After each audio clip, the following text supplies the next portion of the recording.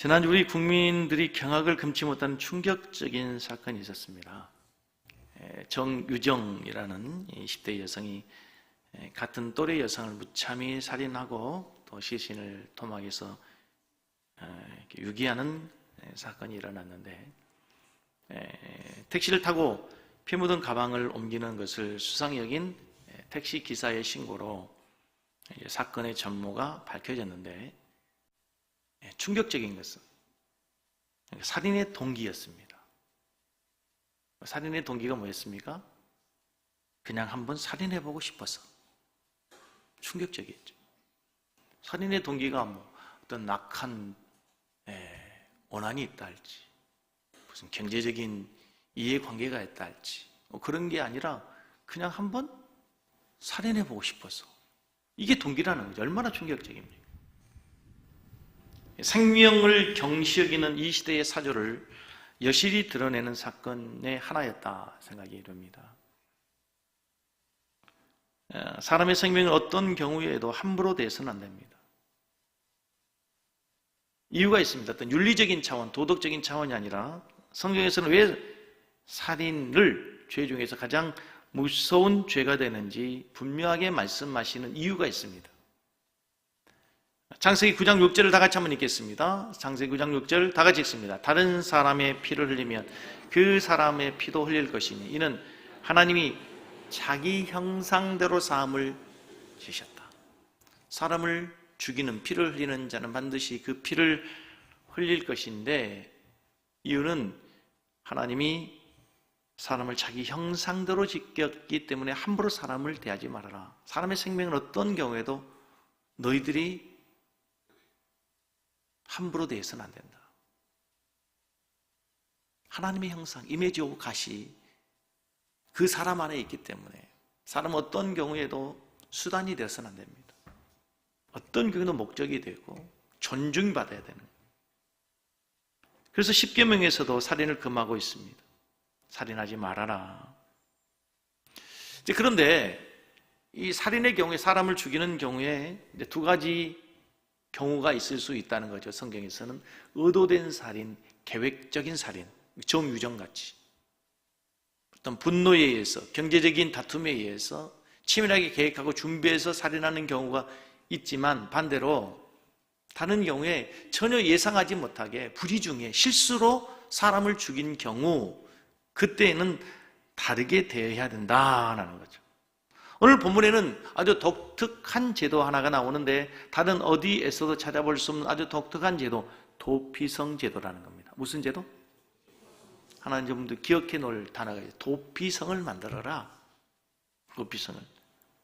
이 도피성은 부지 중에 사람을 살인하였을 경우에 그 사람이 누군가의 보복에 의해서 살해당하는 것을 막고, 그 사람도 하나님의 귀중한 생명이기 때문에 보호받아야 된다고 하는 것을 이스라엘 백성들에게, 특별히 모세를 통해서 이미 출애굽기, 민수기, 신명기에서 반복적으로 이 율법을 강조해 주셨어요. 그리고 나서 이제 가나안 땅에 들어와서 다시 여호수아에게, 오늘 여호수아 20장에서 하나님께서 다시 말씀하여 도피성을 만들어라. 그래서 불의 중에 어떤 자가 살인을 저질렀을 경우에 그 사람의 생명을 함부로 대하지 말고 그 사람을 보호해 주라는 거죠. 오늘 20장 1절로 3절 말씀을 다시 한번 읽겠습니다. 20장 1절로 3절 같이 읽겠습니다. 여호와께서 여호수아에게 말씀하여 이르시되 이스라엘 자손에게 말하여 이르기를 내가 모세를 통해 너에게 말한 도피성들을 너희를 위해 정하여 부지 중에 실수로, 이게 중요해요. 부지 중에 무엇으로? 실수로 사람을 죽인 자를 그리로 도망하게 하라. 이는 너희를 위해 피해 보복자를 피할 곳이나, 모든 사람들을 죽이는 살인자들이 아니라 부지 중에 실수로 사람의 생명을 살인하는 경우에 그 살인자의 생명을 보존해 주어라 하는 거죠. 신명기 19장에서는 이 도피성 제도를 말씀하시면서 이 도피성 제도로 피할 수 있는 자들 구체적으로 말씀해 주시는데 5절을 한번 보겠습니다. 같이 보겠습니다. 가령 사람이 그 이웃과 함께 벌목하러 살림에 들어가서 손에 도끼를 들고 벌목하려고 찍을 때에 도끼가 자루 위에서 빠져 그 이웃을 맞춰 그 이웃 그로 죽게 함 같은 것이라. 이런 사람들은 그 성읍 중 하나로 도피하여 생명을 보존해라. 그러니까 산에서 나무하러 갔어요. 도끼질을 하는데 도끼 자루가 빠지면서 의도치 않게 불의의 사고로 사람이 죽을 수도 있다는 거죠. 다른 성경에서는 그냥 돌을 하나 던졌어요. 그런데 하필 그 사람에게 치명적인 생명이 살해되는 사고를 당한 경우에 그 사람의 생명을 보호해 주기 위해서 도망할 수 있는 도피성을 만들어 주라 하는 거죠. 우리나라 법에서도 이게 법이 살인에 대해서 이렇게 나눌 때 계획하고 의도해서 범한 살인죄와 이제 실수로 과실치사로 살인하는 경우를 나누어서 이제 형량이 주어지게 되죠. 과실치사죄가 바로 이미 여기에서부터 성경에서부터 시작되고 있다는 거죠. 오늘날 같은 경우 예를 들면 교통사고 같은 게 급발진 사고 아니면 검은설 현장에서 의도치 않게 붕괴 사고가 나서 이런 여러 가지 사건으로 인해서 사람들이 생명을 잃을 수 있는 경우에 고의적으로 죽인 경우가 아니라면 그 사람을 보호해 줘야 된다라는 거죠. 그러면 이 도피성 제도를 주신 이유가 뭘까요? 보복의 악순환을 끊게 하기 위해서요.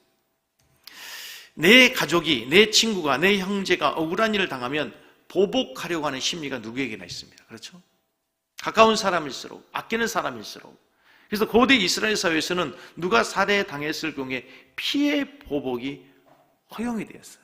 여러분, 고엘 제도라는 것을 들어보셨을까요? 여러분, 룻 기사에 보면은 이방인 여자 룻이 이제 자기 남편이 죽고 이제 자기 시어머니 나오미와 함께 그 이방 땅으로 돌아왔습니다. 그때 이제 남편이 죽었기 때문에 그 여인을 누군가가 돌봐야 되는데 기업 물을 자가 나오죠. 그렇죠? 그 기업 물을 자 중에 보아스라고 하는 유력한 자가 나오잖아요. 그 기업 물을 자가 누구냐면 바로 고엘이라는 사람이에요. 고엘. 그러니까 가족 중에서 예를 들어서 성경에서 형이 죽었어요. 형수를 누군가가 돌봐줘야 되잖아요. 가장 가까운 형제 가운데 누군가 아래 동생이 그 형수를 책임을 져줘야 되는 그 제도, 그 사람, 기업 물을 자를 고엘이라고 하는 것처럼 이제 어떤 권리를 책임을 받아 그 어떤 기업을 물을 자가 되는 것과 비슷하게 동일하게 누군가 억울한 일을 당했단 말이죠. 그 억울한 일을 당했을 때 대표적으로 가서 그 사람에게 책임을 묻고 대가를 받을 수 있는 사람이 누군가면 바로 고엘이라고 하는 거예요.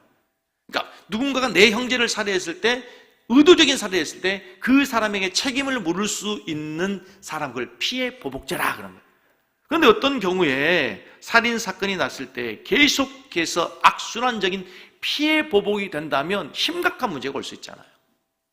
그것도 부지 중에 실수로 범한 죄를 가지고 실수로 범한 살인을 가지고 계속해서 보복을 해야 된다면 친족 간에 또는 민족 간에 마을과 마을 사이에 피비린내 나는 살육으로 이어질 수 있기 때문에 피해 보복을 멈추도록 하기 위해서 하나님이 이 제도를 만들어 주신 거죠.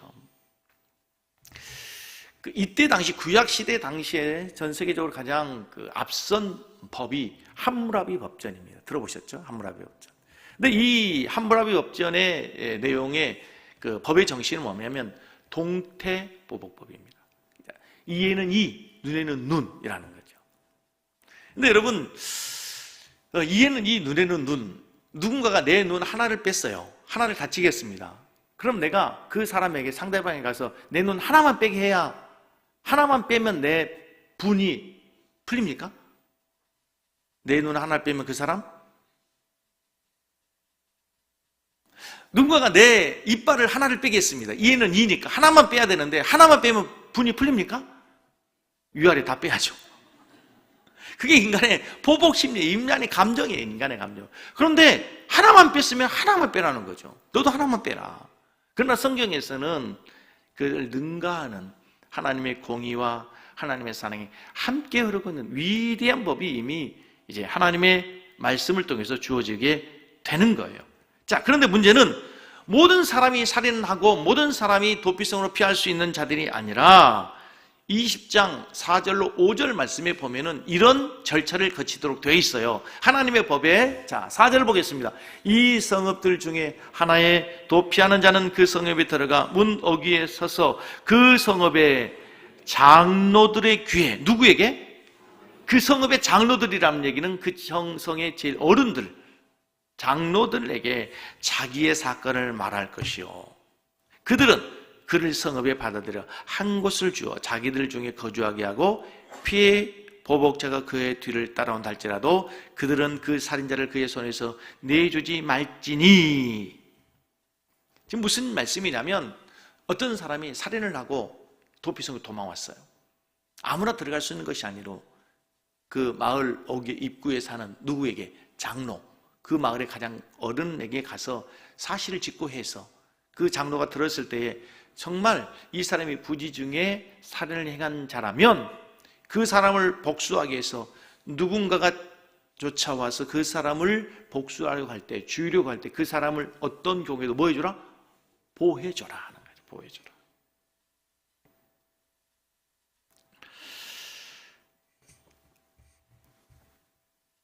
그러나 여러분, 한 가지 우리들이 이 도피성 제도의 취지를 오해하면 안 됩니다. 누구든지 우발적 살인은 전혀 잘못이 없다, 모두 다 그냥 자유할 수 있도록 거기에서 그냥 보호해준다, 이렇게 오해하면 이 제도를 잘못 이해하는 것입니다. 살인은 살인이고 잘못한 것은 잘못한 것이고 실수는 실수입니다. 이 도피성에서는 자유롭게 행동하는 것이 아니라 절대로 그 지역을 벗어날 수 없는 일종의 가택연금과 같은 것이에요.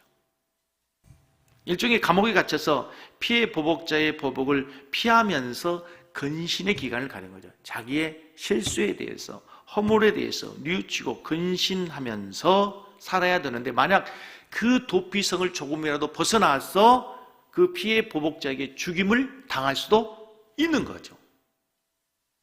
함부로 도피성을 나가면 안 되는 거죠. 그러므로 도피성 제도는 기억하셔야 됩니다. 우발적인 살인자의 생명을 보호하는 의미도 있으면서 그 우발적 살인자는 그 성에 머물면서 근신하면서 자기를 돌아보고 자기의 잘못을 회개하는 시간을 갖도록 하는 거예요. 그런데 이제 오늘 설교 핵심인데요. 설교 핵심인데 이 도피성 제도의 가장 큰 특징이 있습니다. 6절을 보겠습니다. 오늘 이 말씀을 이제 이해하는 것이 오늘 설교 핵심이에요. 같이 읽겠습니다. 시작. 그 살인자는 회중 앞에 서서 재판을 받기까지 또는 그 당시 대제사장이 죽기까지 그 성읍에 거주하다가 그 후에, 여기 그 후에는 뭐죠? 그 후에는 뭐예요?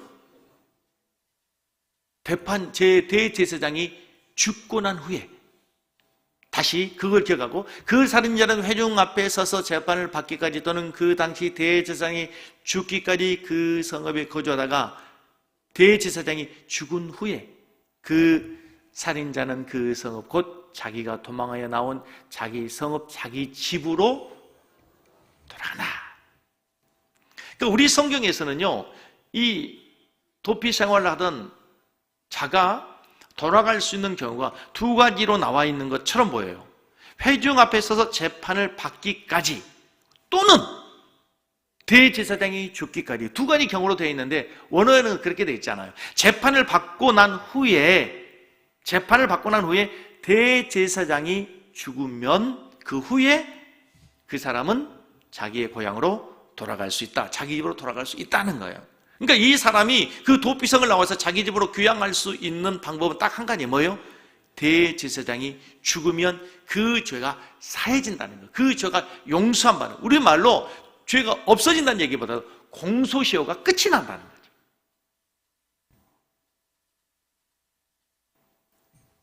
오늘 이 도피성 제도는 아주 대단히 중요한 제도로서 장차 오실 예수 그리스도가 이 땅에서 이루실 우리 죄인들을 구원할 구원을 예표해 준 너무나도 중요한 예표적 사건이에요. 예표적 제도라는 거죠.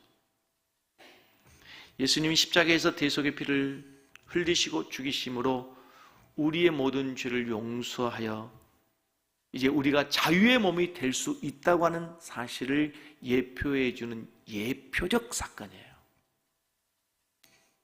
쉽게 얘기하면 예고편인 거죠. 여러분, 예표론이란 말을 들어보셨습니까? 성경에 이 예표론이 참 많아요. 대표적인데 가장 처음 나온 데가 여러분 잘 아시는 창세기 3장 15절 말씀에 보면은 이제 아담이 범죄한 후에 자기의 수치를 가리기 위해서 무엇으로? 나뭇잎으로 이제 하체를 가렸습니다. 나뭇잎은 금방 말라버리죠. 시들어버리죠. 그래서 하나님 만들어주신 옷이 있었습니다. 뭡니까? 가죽옷이었습니다. 그 가죽옷은 장차 피를 흘릴 예수 그리스도의 죽음을 뭐 하는 거죠? 두자. 예로 시작해요. 뭐요? 예표. 이 단어를 좀 중요하게. 예표적 사건이다. 이걸 예표론이라고 그래요. 피를 흘려야 되는 예수님의 죽으심을 예표하는 거예요. 뿐만 아니고 성경에 여러 많은 말씀들이 나오지만 성막의 사건, 그리고 우리들이 성경 읽을 때 도대체 이걸 왜 읽어야 되는지 늘 갈증하게 되는 정육적 복음이라고 얘기하는 레위기서의 제사제도, 이 모든 게 다 뭐예요? 예수님의 십자가의 죽으심을 예표하는 거예요. 그 성막의 수많은 기구들은 다 예수님을 예표하는 거예요. 가장 대표적인 것 중에 하나가 이제 유월절, 이스라엘 백성들이 이제 애굽에서 탈출해 올 때에 애굽의 모든 장자들은 다 죽는데 이스라엘 백성의 가정만큼은 죽음의 사자가 그냥 지나가게 되죠. 무엇으로? 문설주에 발려진 어린 양의 피로 말미암아. 그래서 예수님이 어린 양의 피라고 하는 것을 이미 그 유월절 양이 예표해 준 거예요. 고린도전서 5장 7절에 보면은 아주 중요한 단어가 하나 등장하는데, 너희는 누룩 없는 자인데 새 덩어리가 되기 위하여, 같이 읽습니다. 묵은 누룩을 내버리라. 우리의 유월절 양 곧 그리스도께서 희생되었습니다. 그리스도가 누구라고요? 유월절 양이다. 유월절 양. 그러니까 예수님이 유월절 양이 되실 거라고 하는 사실을 이스라엘 백성들이 출애굽한 유월절 밤에 보여주신 예표죠. 한 가지 더 예를 들면, 이스라엘 백성들이 광야에서 이제 광야 생활하는 중에 하나님께 그렇게 감사할 일이 많음에도 불구하고 감사하지 않고 늘 불평하죠. 늘 원망해요. 그래서 하나님께서 불뱀을 보냅니다. 그래서 이스라엘 백성들이 불뱀을 다 죽게 갈 때 살 수 있는 길 하나를 제시해 줍니다. 그게 뭡니까? 장대 위에 높이 놋뱀을 달게 하고 그 놋뱀을 바라보는 자는 신기하게도 살아나는 거예요. 죽음의 병에 죽어가는 자들이 놋뱀을 보면 산다. 예수님께서 이제 내가 장대에 높이 달릴 것이다, 십자가에서 죽으실 것을 예표하는 예표적 사건인 거죠. 오늘 도피성 제도가 마찬가지예요. 도피성 제도는 십자가를 예표하는 거예요. 도피성으로 피하는 자는 비록 살인의 죄를 지어 죽어 마땅하지만 그 도피성에 거하는 자는 안전하게 생명을 보호해 주죠. 피해 보복자들이 아무리 그를 죽이려고 해도 그를 죽일 수 없도록 보호해 주는 역할을 한 거예요. 우리가 죄를 짓고 사단이 우리를 아무리 조롱하고 아무리 사단이 우리를 공격한다 할지라도 십자가 아래에 거하는 자, 예수 그리스도 안에 거하는 자는 안전한 줄로 믿습니다. 누구든지 도피성에 들어온 자마다 생명의 보호를 받고 건짐을 받듯이 예수님께 나오는 자는 모든 죄를 용서함 받고 보호를 받고 영생을 얻을 수 있다는 예표적 사건이 바로 이 십자가의 모형인 도피성 제도라는 거죠. 이 도피성은요, 이스라엘의 48개 성읍 가운데서 이제 6곳을 택했는데, 한번 사진을 보여줘 보십시오. 특징이 뭐냐면요, 이스라엘 전 지역에 골고루 퍼져 있다는 거죠. 지도 전체 골고루 퍼져 있어요. 요단 동쪽에 3곳, 요단 서편에 3곳. 그러니까 요단강 건너오기 전에도 이미 그들도 하나님 백성들이 살고 있는 곳이기 때문에 그곳에도 도피성을 만들어주고, 건너온 이후에도 도피성을 만들어줘서 누구든지 언제라도 피할 수 있도록. 20장 15절을 보면요, 아주 놀라운 복음이 있어요. 놀라운 사실이 있는데 20장 15절을 같이 보겠습니다.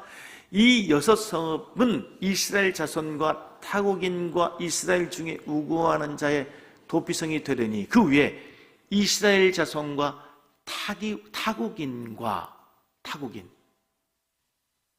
이방인이죠. 이방인. 그리고 이스라엘 중에 우거하는 자들. 우리는 이 율법이 누구를 위해 주어졌다고 믿죠? 유대인들을 위해 주어졌다고 믿어요. 유대인들만의 율법이 아니에요.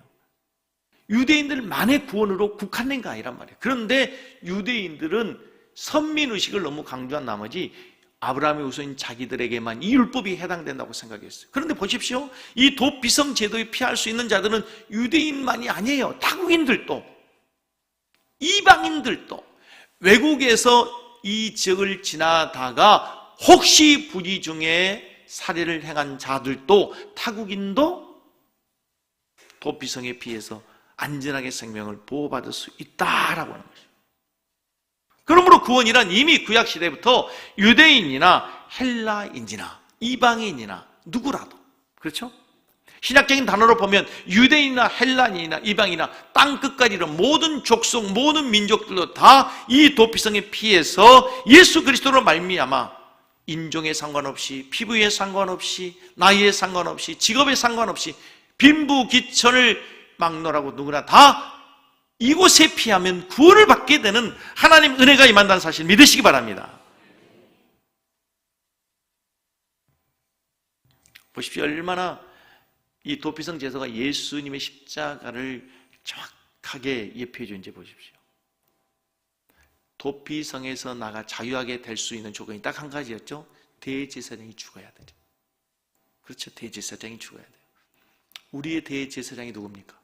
예수님이죠. 예수님이 십자가의 죽으심으로 이제 우리가 자유를 얻게 되는 거예요. 예수님이 우리의 대제사장이 되어 십자가의 죽으심으로 여러분과 나의 죄가 사해지고 우리가 귀향할 수 있도록, 아버지의 품에 돌아갈 수 있도록, 우리의 영원한 본향인 하나님의 나라의 집으로 갈 수 있게 됐다는 사실을 여러분 기억할 수 있길 바랍니다. 공소시효가 끝난 거예요.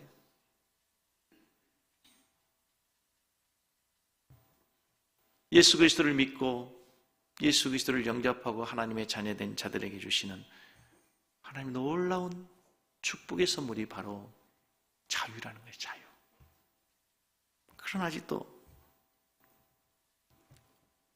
우리의 귀향이 허락되어 자유의 몸이 되었고 아버지 품으로, 아버지 집으로 돌아갈 수 있다는 사실을 알지 못하고 깨닫지 못하는 자들에게 이제 우리가 그것을 가르치는 것을, 우리가 그것을 설명해 주는 것을 우리가 전도라고 하고 선교라고 하고 이것을 교회의 사명으로 삼게 되는 줄로 믿습니다. 아직도 이 자유를 누리는 모르는 자들은, 자유를 모르는 자들은 이 세상의 방랑자입니다. 죄악에 갇혀 사는 것입니다. 자유가 없는 거죠. 그래 불안한 거죠. 죄의 짐에서, 죄에 쫓기면서. 그러나 이제는 우리를 쫓아다니는 이 죄로부터, 죄악의 사슬로부터, 죄의 짐으로부터 더 이상 쫓기는 자가 아니라 자유의 몸이 되었다는 이 놀라운 사실을 우리가 복음이라고 믿게 되는 줄로 믿습니다. 아멘?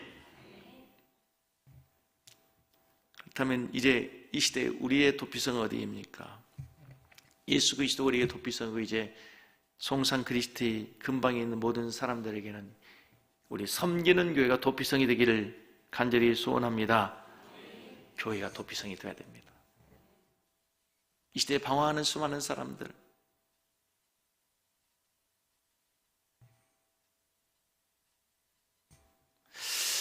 이 성경 말씀에 이제 출애굽기, 민수기, 신명기서에 보면 이제 도피성 제도에 대해서 여러 가지 많이 나오는데 설명하면 이런 내용들이 있습니다. 도피성은 멀리 있으면 안 되고 각 지역의 골고루 마을 가까이에 있어야 된다. 아까 사진을 봤죠.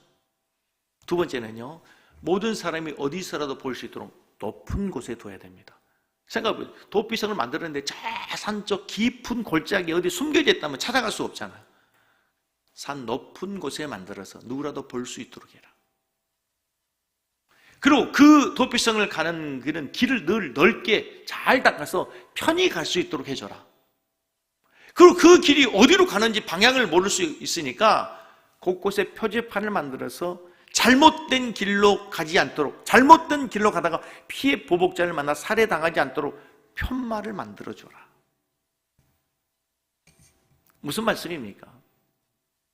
하나님의 은혜는, 하나님의 구원에는 누구라도 언제든지 쉽게 아무나 원한다면 누구라도 피할 수 있는 곳으로 만들어주라는 거죠. 다행인 것은 오늘날 우리나라에 보면 마을마다 도피성된 교회가 없는 곳이 없습니다. 마을마다 십자가 없는 마을이 없습니다. 도시 옥상에서 바라본 하늘에는 수십 개 빨간색 십자가가 우리 눈에 보이고 언제라도 어디서라도 그 십자가 꽂혀진 도피성 교회를 찾아갈 수 있게 되었다는 거죠. 그러나 안타까운 것은 여러분, 이제 수많은 사람들이 도피성된 교회를 멀리한다는 거죠.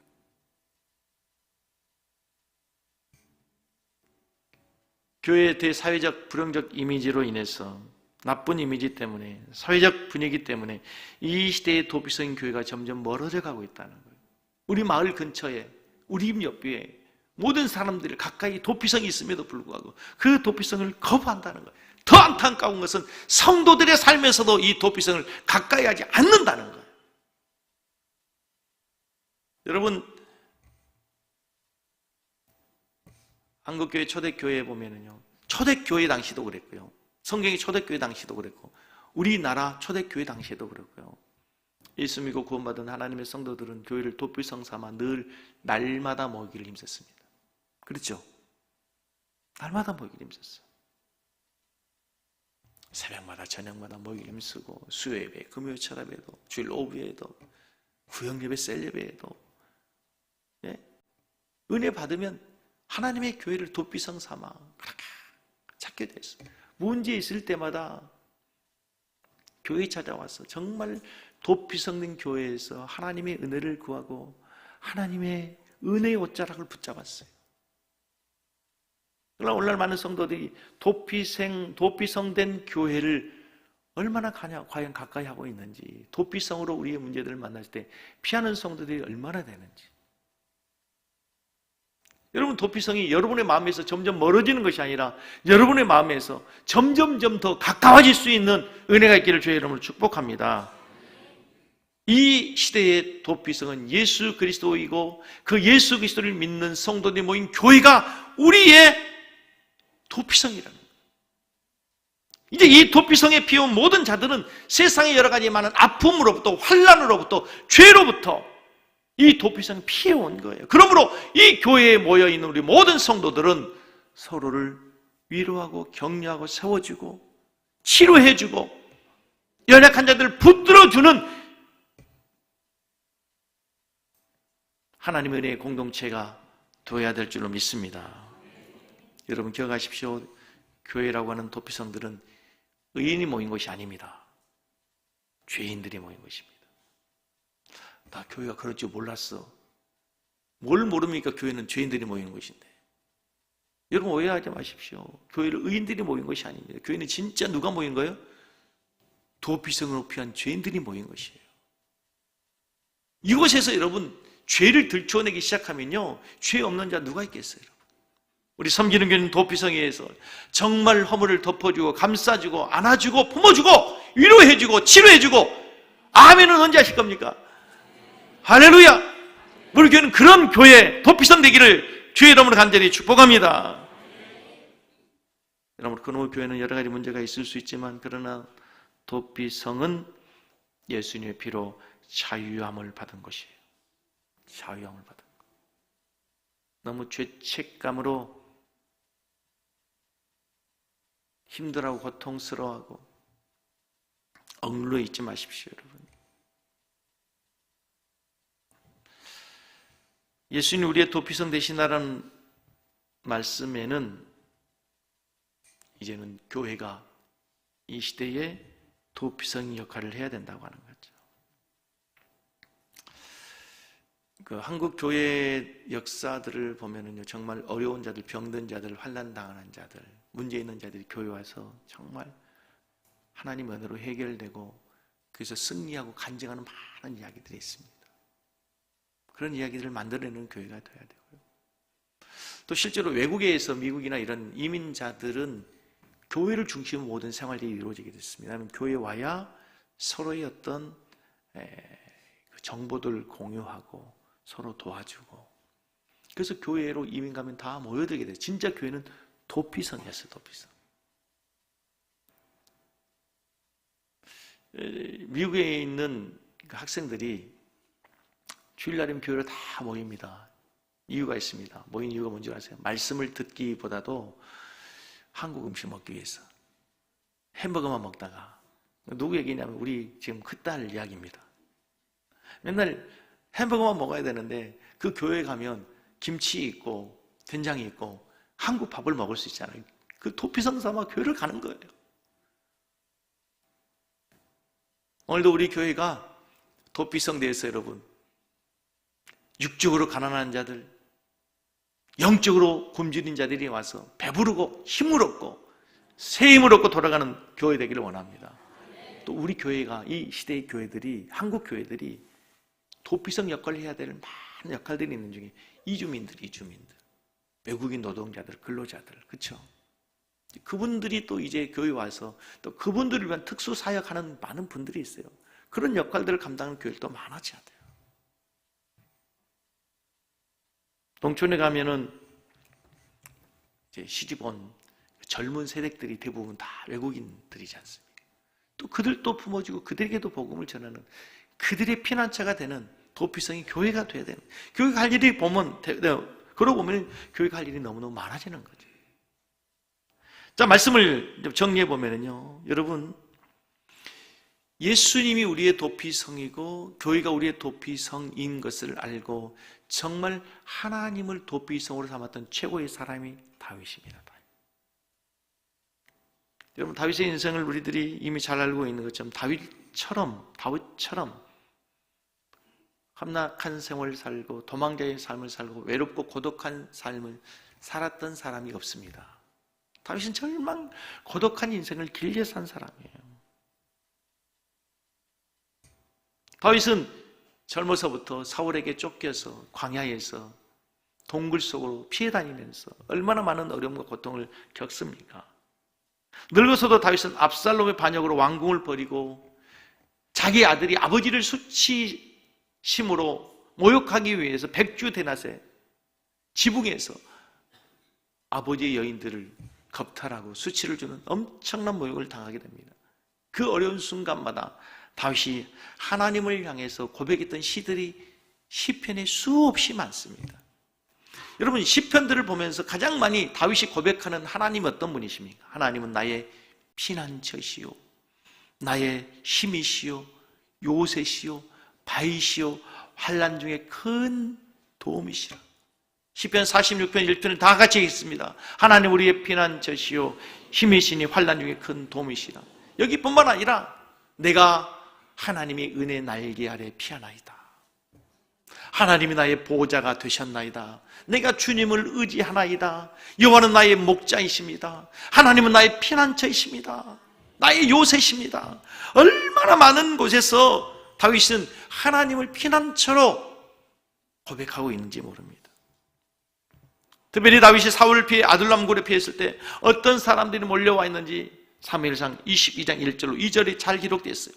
제가 너무너무 좋아하는 구절. 저는 우리 교회가 이런 교회가 되기를 원하는데 다시 한번 읽겠습니다. 그러므로 다윗이 그곳을 떠나 아둘람 굴로 도망하여 그의 형제와 아버지의 온 집에 듣고 그리로 내려가서 그에게로 이르렀고 환난당한 자와 모든 자와 빚진 자와 마음이 원통한 자 그곳에 모였어요. 아둘람 동굴에 이런 자들이 모였어요. 아둘람굴 도피성에, 아둘람굴이라는 도피성에 환난당한 자, 모든 빚진 자, 마음이 원통한 자, 실패한 자, 억울한 자들, 이런 자들이 모여가지고 서로 위로하고 격려하는 가운데 다윗이 왕이 되고 다윗의 위대한 장수가 되어서 이스라엘의 위대한 나라를 세워가게 된 줄로 믿습니다. 오늘 이 도피성 제도를 우리가 그냥 이론적으로 이런 제도가 있었대 끝나면 안 됩니다. 오늘 설교 제목이 주님은 나의 피난처이십니다. 주님은 나의 도피성입니다. 우리 사는 성도들이 이 땅의 인생을 살아가면서 험악한 광야의 삶을 살면서 어려운 일을 당할 때 정말 피해야 될 커다란 인생의 소나기를 만날 때 여러분 어디로 피하시겠습니까?